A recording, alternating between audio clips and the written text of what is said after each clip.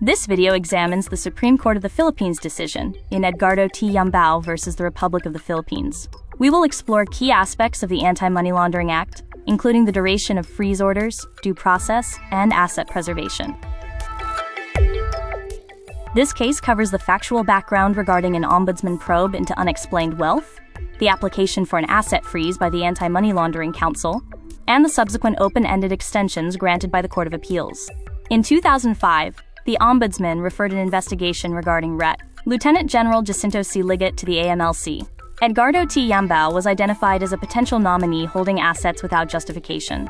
Consequently, the Court of Appeals issued an initial 20-day freeze order, which was later extended indefinitely. Following the Supreme Court's issuance of the rule in civil forfeiture cases in December 2005, which set a 6-month cap on freeze order extensions, Yambao requested to lift his freeze. The Court of Appeals denied this, arguing the rule did not apply retroactively, leading to his petition before the Supreme Court. The legal issues in this case centered on the constitutionality of indefinite freeze orders and the retroactivity of the new procedural rules. Yambao argued that an indefinite freeze violated due process and that the new rule should apply to his pending case. Conversely, the Republic contended that the indefinite extension was necessary to prevent the dissipation of wealth, and that the order was vested prior to the new rule's effectivity. The Supreme Court established a framework asserting that procedural rules apply retroactively to pending actions, that freeze orders are interim measures, not permanent ones, and that the state's power to freeze must be balanced against an individual's constitutional rights. Reaffirming the doctrine from Ligo versus Republic, the court held that the Court of Appeals cannot extend a freeze order indefinitely. Indefinite restraint without a civil forfeiture case or an asset preservation order violates due process, as long-term restraint belongs to the trial court.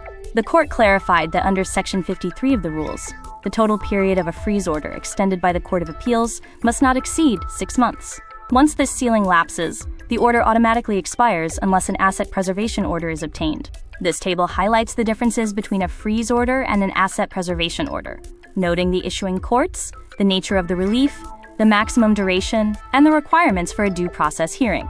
Key takeaways include: indefinite asset restraint is not permitted. There is a mandatory transition to an asset preservation order.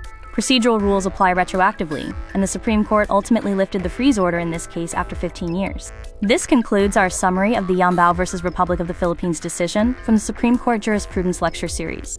These are the sources for the images used in this video.